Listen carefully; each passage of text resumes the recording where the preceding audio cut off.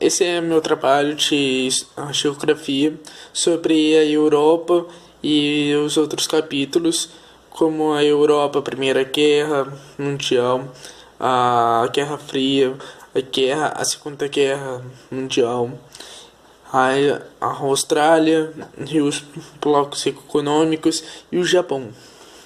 Bom, vou começar com a Europa, que é o primeiro capítulo da apostila 1 do primeiro bimestre.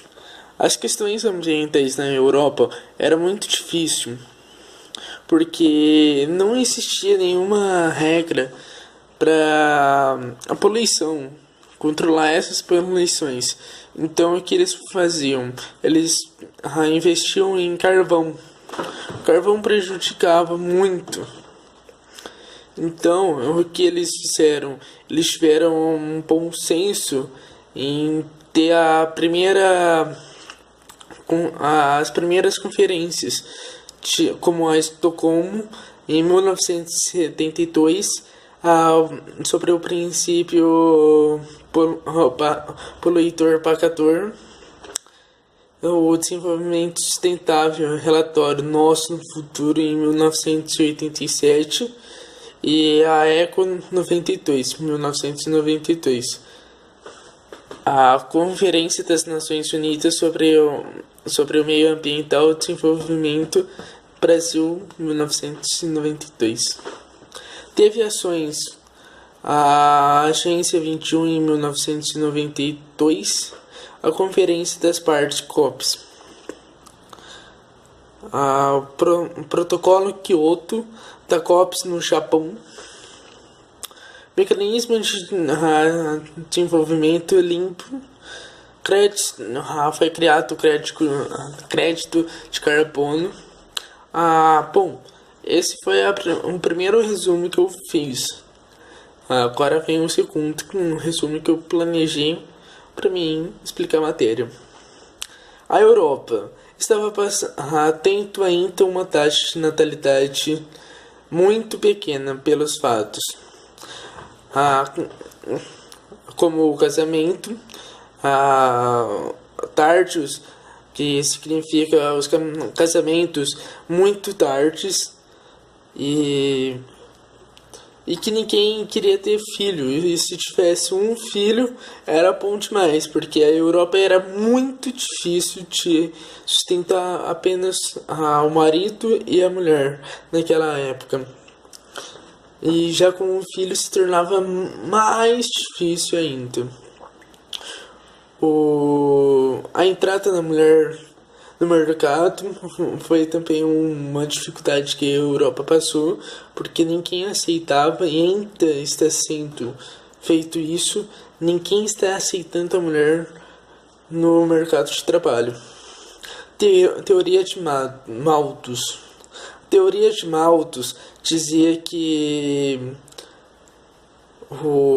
as pessoas tinham que ter um filho para sustentar, nenhum, porque as potências elas não aguentariam se houvesse um crescimento populacional muito grande. Então essa é um dos fatores da taxa de natalidade ser muito pequena, tá? A densidade demográfica. Densidade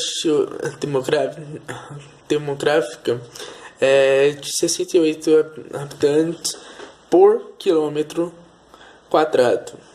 Então isso gera muito crescimento, só que pouca natalidade.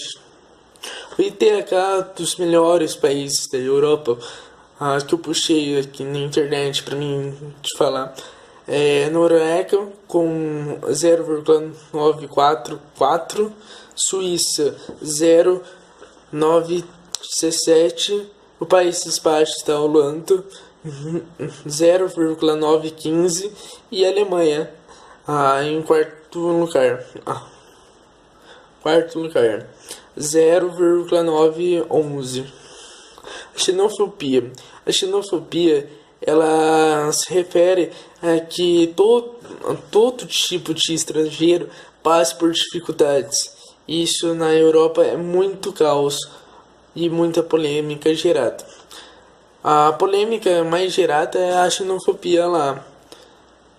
E a segunda é a taxa de natalidade, que é muito pequena, como eu já falei. A xenofobia, ela dizia que ela ainda é falada que o povo da Europa, eles não têm muito trabalho, então é tudo o estrangeiro que faz, é tudo que todos os estrangeiros fazem em cooperações lá na Europa. E a xenofobia, ela não está só na Europa, ela está em todos os países. Na América do Norte, América Central, América do Sul também. O único país que eu acho que não tem é a África, a xenofobia. Porque lá eles são um povo mais acolhedor, em vez de cada povo de uma potência diferente. Dizer, isso aqui é meu, não, é de todos em uma cooperação só. Infelizmente é populacional, porque o infelizmente, como eu já te expliquei, é como a taxa de natalidade. Se tem menor taxa de natalidade, maior é o envelhecimento da população. Os idosos, eles têm mais fácil. A Europa é um dos países velhos. Eu vou explicar o Japão e depois eu explico a Primeira Guerra, a Segunda e a Guerra Fria, que é a terceira apostila e a segunda. Tá?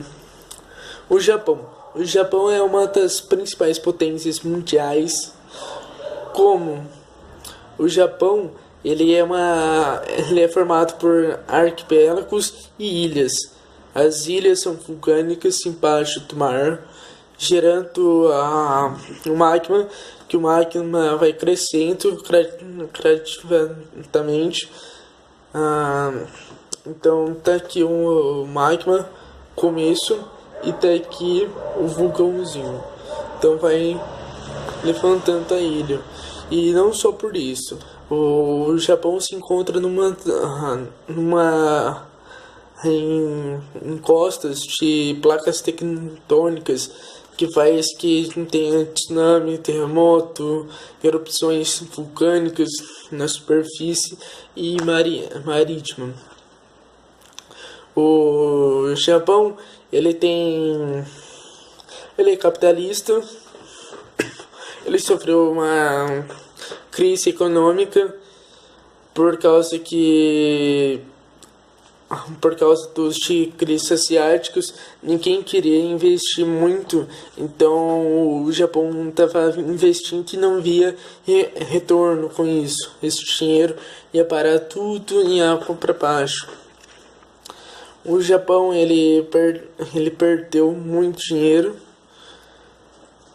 mas ele conseguiu se recuperar. Ele também foi bombardeado na Segunda Guerra Mundial, na ilha de Hiroshima, Nagasaki, por causa que o Japão estava ameaçando os Estados Unidos, e o Japão foi lá e destruiu uma base em Pearl Harbor. Então, com isso, os Estados Unidos foi lá e detonou as duas ilhas, praticamente.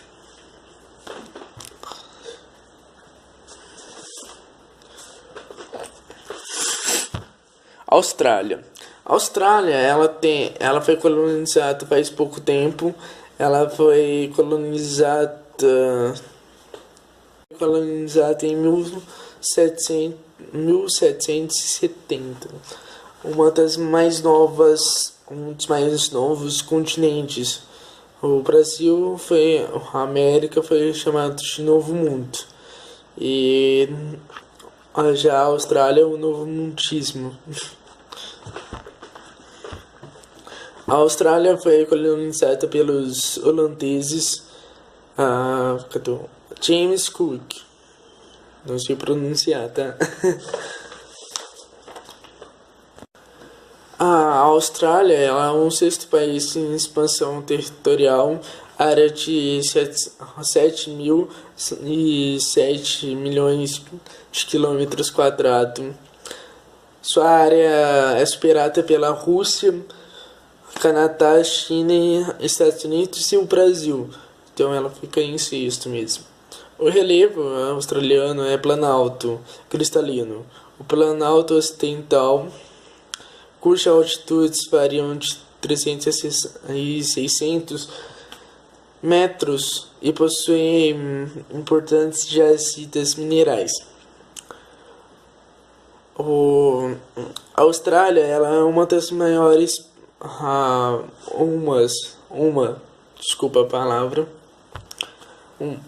uma das menores potências, porque ela não é muito bem desenvolvida. Ela tem ainda tribos indígenas para afetar sua economia. Isso tem que ser refeito a estruturação interna do país. É só um critério meu, tá? A Austrália, ela tem a hidrografia relativamente pobre em rio, porque não tem muita chuva lá, só tem a corrente marítima. E não pode ter corrente marítima, mas tem que ter um pouco de menos calor e mais umidade para chover. E isso não tem lá. Lá é seco, tem uma das savanas lá na Austrália.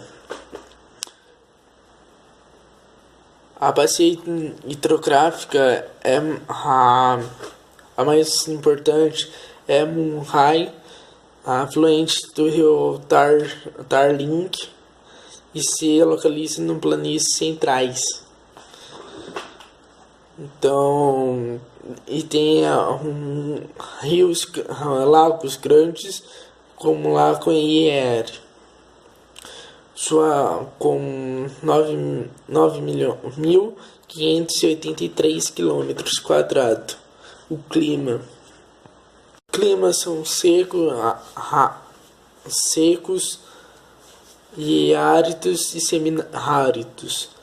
Com isso, quase nenhuma planta se desenvolve lá. A vegetação é a variedade do clima. Resulta na cama de formações vegetais do território australiano. Extensões de savanas, bush, uma palavra nova que eu conheci.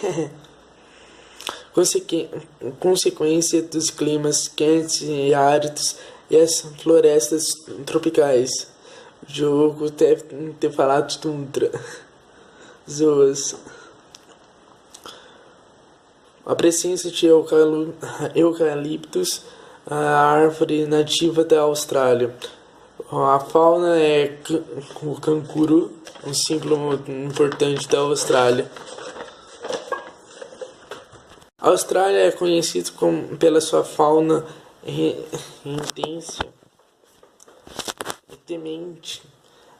Isto é, espécies animais evoluíram em seus territórios apenas extinto koala, ornitorrinco, equinitia e cancuriatinco ou cancurão, entre outros. Então essa é a fauna de lá.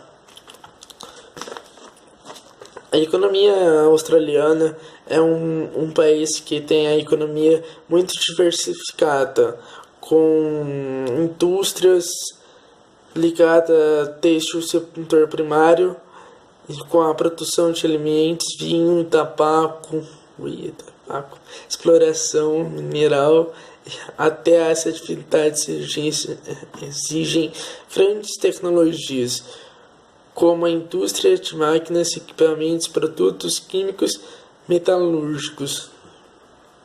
Tudo bem, Gi, esse é meu trabalho de geografia sobre a Europa e os outros capítulos, como a Europa, a Primeira Guerra Mundial, a Guerra Fria, a Segunda Guerra Mundial, a Austrália e os blocos econômicos e o Japão. Bom, vou começar com a Europa, que é o primeiro capítulo da apostila 1 do primeiro bimestre. As questões ambientais na Europa era muito difícil, porque não existia nenhuma regra para a poluição, controlar essas poluições. Então, o que eles faziam? Eles investiam em carvão. O carvão prejudicava muito. Então, o que eles fizeram? Eles tiveram um bom senso em ter as primeiras conferências, como a Estocolmo, em 1972, sobre o princípio poluidor-pagador, o desenvolvimento sustentável, relatório Nosso Futuro, em 1987, e a ECO 1992. A Conferência das Nações Unidas sobre o Meio Ambiental e Desenvolvimento, Brasil, 1992. Teve ações: a Agência 21 em 1992, a Conferência das Partes COPs,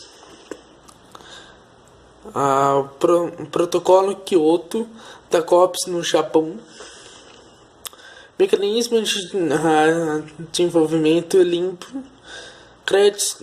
foi criado o crédito de carbono. Bom, esse foi o primeiro resumo que eu fiz. Agora vem o segundo, um resumo que eu planejei para mim explicar a matéria. A Europa estava atento ainda a uma taxa de natalidade muito pequena pelos fatos, como o casamento tardios, que significa os casamentos muito tardes, e que ninguém queria ter filho, e se tivesse um filho era bom demais, porque a Europa era muito difícil de sustentar apenas o marido e a mulher naquela época, e já com um filho se tornava mais difícil ainda. A entrada da mulher no mercado foi também uma dificuldade que a Europa passou, porque ninguém aceitava, e ainda está sendo feito isso, ninguém está aceitando a mulher no mercado de trabalho. Teoria de Malthus. Teoria de Malthus dizia que as pessoas tinham que ter um filho para sustentar, nenhum, porque as potências elas não aguentariam se houvesse um crescimento populacional muito grande. Então essa é um dos fatores da taxa de natalidade ser muito pequena, tá? A densidade demográfica. Densidade demográfica é de 68 habitantes por quilômetro quadrado. Então isso gera muito crescimento, só que pouca natalidade. O IDH dos melhores países da Europa, que eu puxei aqui na internet para mim te falar, Noruega com 0,944, Suíça 0,917, o Países Baixos da Holanda 0,915 e a Alemanha em quarto lugar 0,911. Xenofobia. A xenofobia ela se refere a que todo tipo de estrangeiro passe por dificuldades. Isso na Europa é muito caos e muita polêmica gerada. A polêmica mais gerada é a xenofobia lá. E a segunda é a taxa de natalidade, que é muito pequena, como eu já falei. A xenofobia, ela dizia que ela ainda é falada que o povo da Europa, eles não têm muito trabalho, então é tudo estrangeiro que faz, é tudo que todos os estrangeiros fazem em cooperações lá na Europa. E a xenofobia, ela não está só na Europa, ela está em todos os países. Na América do Norte, América Central, América do Sul também. O único país que eu acho que não tem é a África, a xenofobia. Porque lá eles são um povo mais acolhedor. Em vez de cada povo de uma potência diferente. Dizer, isso aqui é meu, não, é de todos em uma cooperação só. O infelizmente é populacional, porque o infelizmente, como eu já te expliquei, é como a taxa de natalidade. Se tem menor taxa de natalidade, maior é o envelhecimento da população. Os idosos, eles têm mais fácil. E a Europa é um dos países velhos. Eu vou explicar o Japão e depois eu explico a Primeira Guerra, a Segunda e a Guerra Fria, que é a terceira apostila e a segunda. Tá? O Japão é uma das principais potências mundiais. Como o Japão, ele é formado por arquipélagos e ilhas. As ilhas são vulcânicas embaixo do mar, gerando o magma, que o magma vai crescendo gradativamente. Então tá aqui o magma, começo, e tá aqui o vulcãozinho. Então vai levantando a ilha. E não só por isso. O Japão se encontra em costas de placas tectônicas que faz que tenha tsunami, terremoto, erupções vulcânicas na superfície e marítima. O Japão, ele é capitalista. Ele sofreu uma crise econômica por causa dos tigres asiáticos. Ninguém queria investir muito, então o Japão estava investindo e não via retorno com isso. Esse dinheiro ia parar tudo em água para baixo. O Japão, ele perdeu muito dinheiro, mas ele conseguiu se recuperar. Ele também foi bombardeado na Segunda Guerra Mundial, na ilha de Hiroshima, Nagasaki, por causa que o Japão estava ameaçando os Estados Unidos, e o Japão foi lá e destruiu uma base em Pearl Harbor. Então, com isso, os Estados Unidos foi lá e detonou as duas ilhas, praticamente.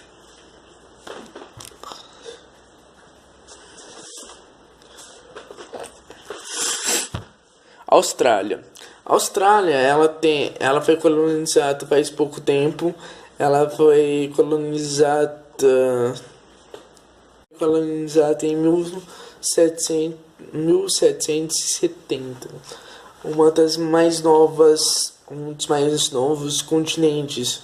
O Brasil foi, a América foi chamado de Novo Mundo, e já a Austrália é o Novo Mundismo.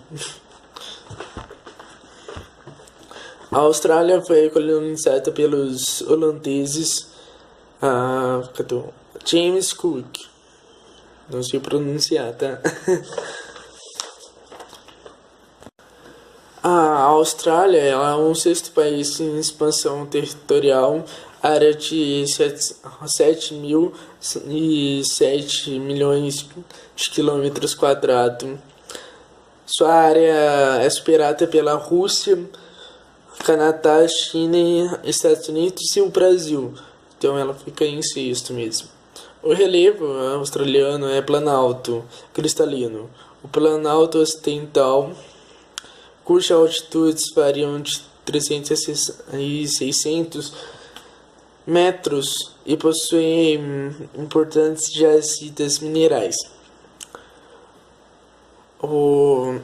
A Austrália ela é uma das maiores, desculpa a palavra, uma das menores potências, porque ela não é muito bem desenvolvida. Ela tem ainda tribos indígenas para afetar sua economia. Isso tem que ser refeito a estruturação interna do país. É só um critério meu, tá? A Austrália ela tem a hidrografia relativamente pobre em rio, porque não tem muita chuva lá, só tem a corrente marítima. E não pode ter corrente marítima, mas tem que ter um pouco de menos calor e mais umidade para chover. E isso não tem lá. Lá é seco, tem uma das savanas lá na Austrália. A bacia hidrográfica é a mais importante, é Murray, afluente do rio Darling, e se localiza no planícies centrais. Então, e tem rios, lagos grandes, como o Lago Erie, com 9.583 quilômetros quadrados. O clima são secos e áridos e semi-áridos. Com isso, quase nenhuma planta se desenvolve lá. A vegetação é a variedade do clima. Resulta na cama de formações vegetais do território australiano. Extensões de savanas, bush, uma palavra nova que eu conheci. Consequência dos climas quentes e áridos e as florestas tropicais. O jogo deve ter falado tundra. Zoas. A presença de eucaliptos, a árvore nativa da Austrália. A fauna é o canguru, um símbolo importante da Austrália. A Austrália é conhecida pela sua fauna intensa e temente. Isto é, espécies animais evoluíram em seus territórios apenas extinto koala, ornitorrinco, equinita e cancurinatinco, ou cancurã, entre outros. Então essa é a fauna de lá. A economia australiana é um país que tem a economia muito diversificada, com indústrias ligadas a têxtil, setor primário, e com a produção de alimentos, vinho, tabaco, exploração mineral, até as atividades exigem grandes tecnologias, como a indústria de máquinas, equipamentos, produtos químicos, metalúrgicos.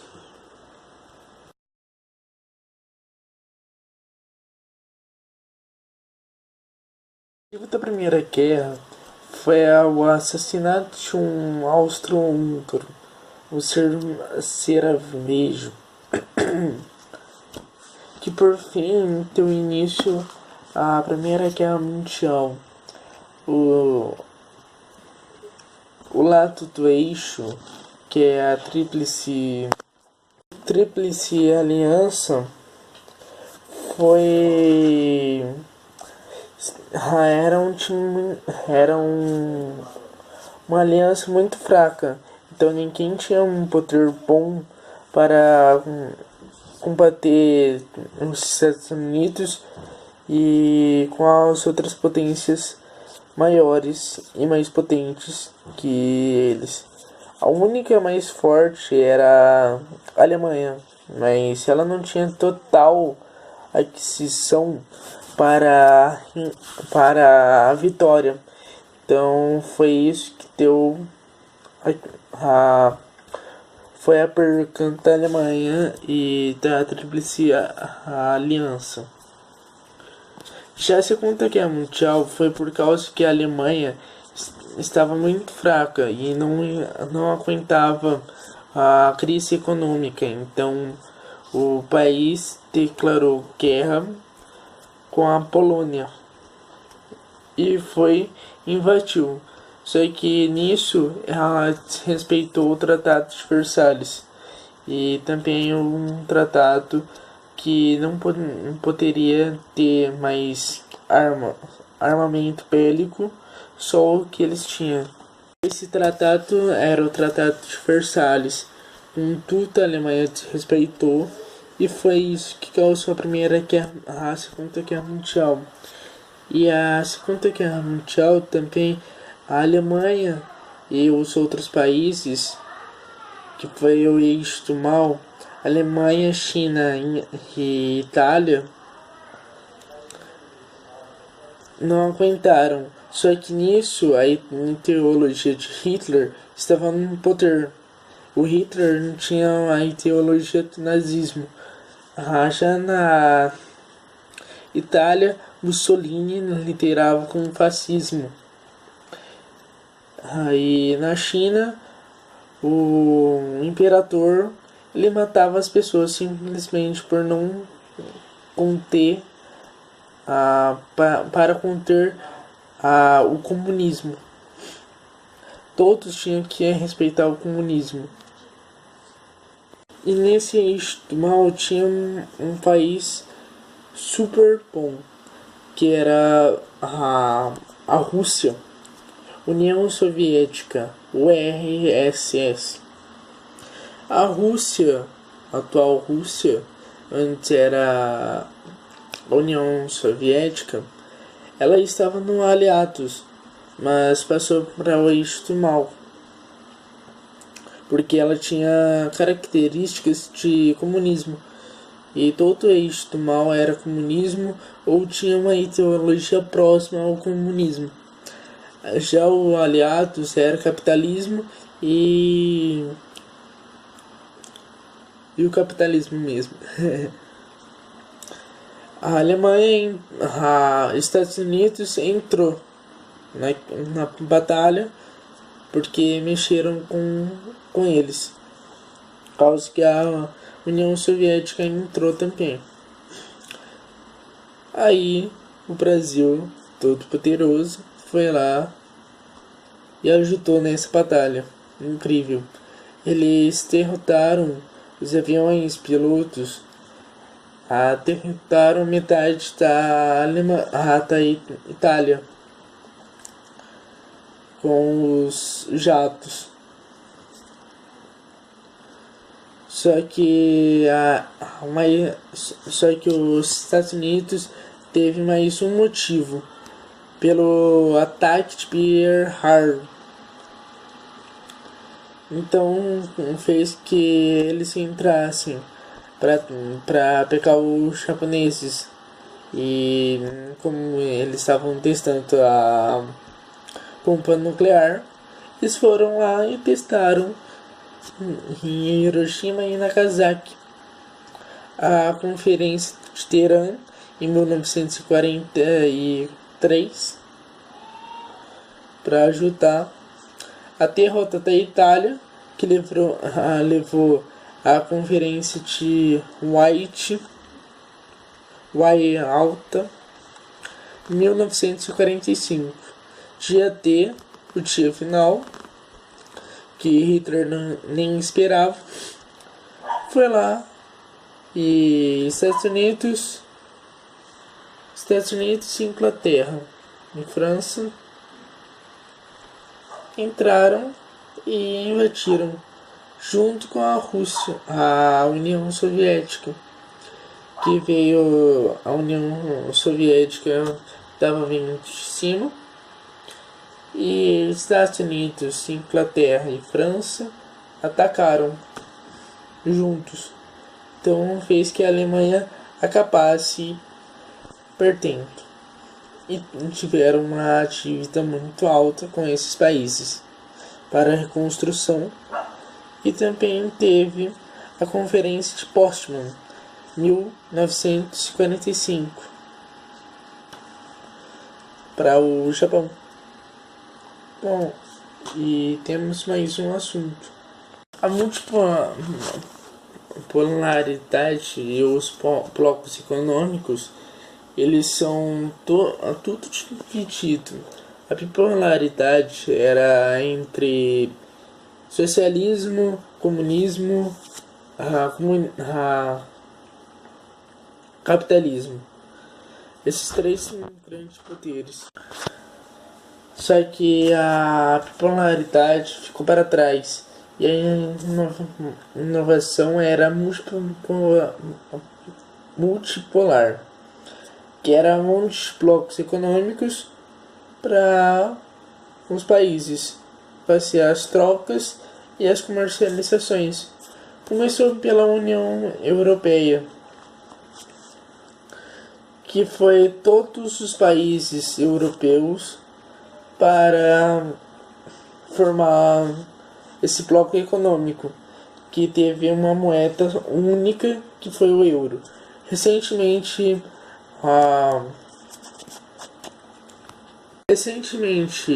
o Reino Unido saiu desse bloco econômico, então virou a Libra, está virando a Libra esterlina, que já era uma moeda muito utilizada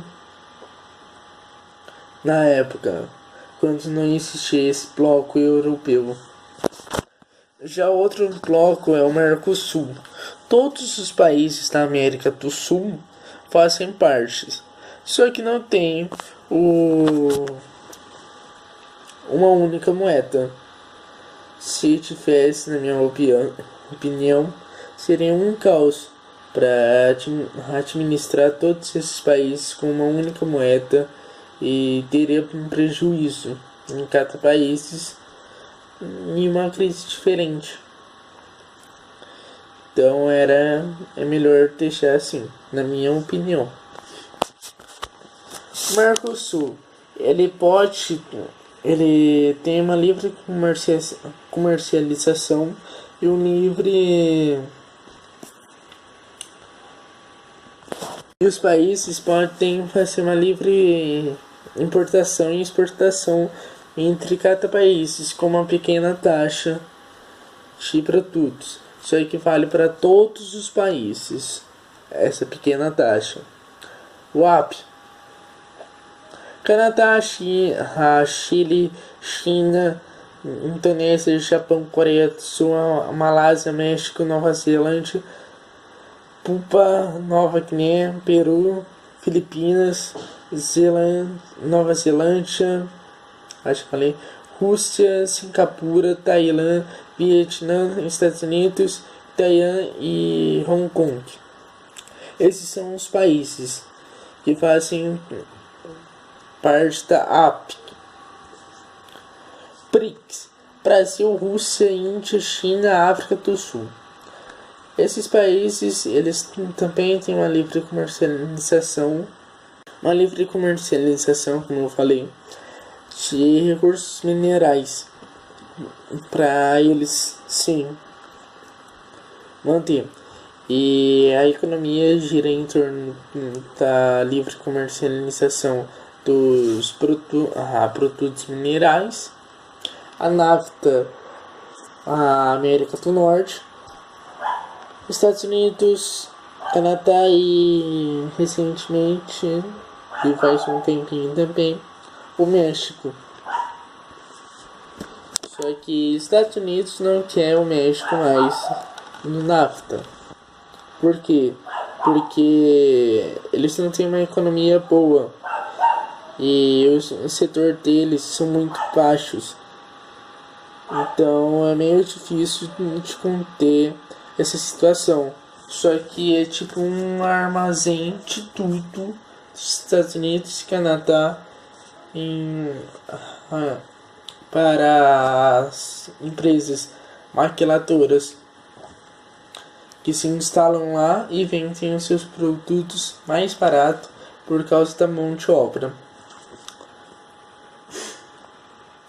A globalização e a economia são dois tópicos muito importantes em geografia, porque estuda a economia dos países juntos e a globalização em como o nome já diz, é o globo inteiro, todos os países. O Facebook foi desenvolvido nos Estados Unidos com uma proposta de inovar o setor tecnológico. Só que quem saiba, o Mark Zuckerberg deu para outras coisas. Bom, sempre existiu TV e sempre não. Desculpa, eu errei. Um certo ponto começou a existir TV. Isso aí foi espalhando para o mundo inteiro. Computadores também. Um computador simplesinho, todo mundo tem. O celular é um computador. A TV de hoje serve até para um computador, só que um computador maior e menos velocidade.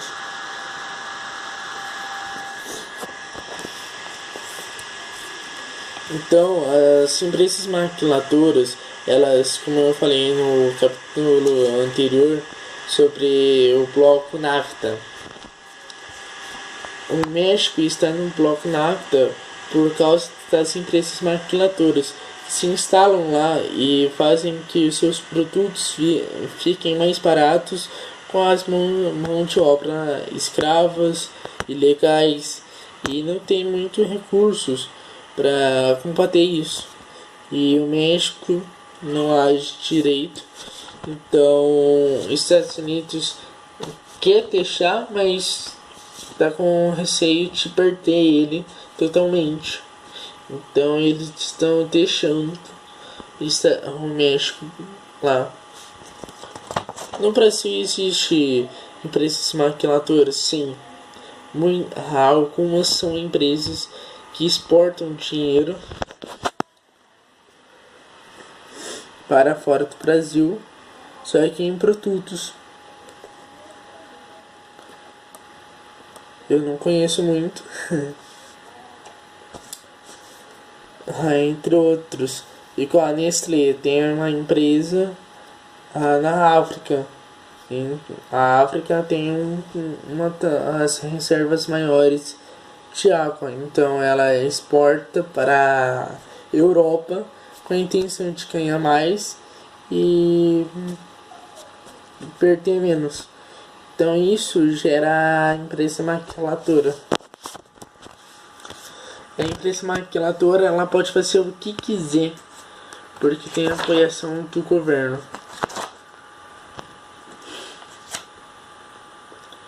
E com isso gera a pobreza nos países, com baixa mão de obra, menos produtos, o governo apoiando, o povo fica, a civilização fica pobre e acaba morrendo de fome. Então a ONU tem ajuda a combater essas fomes, mas atualmente ela não está indo muito bem. E só ela pode agir? Não. Todos os países em cooperação podem ajudar sim a combater essas empresas.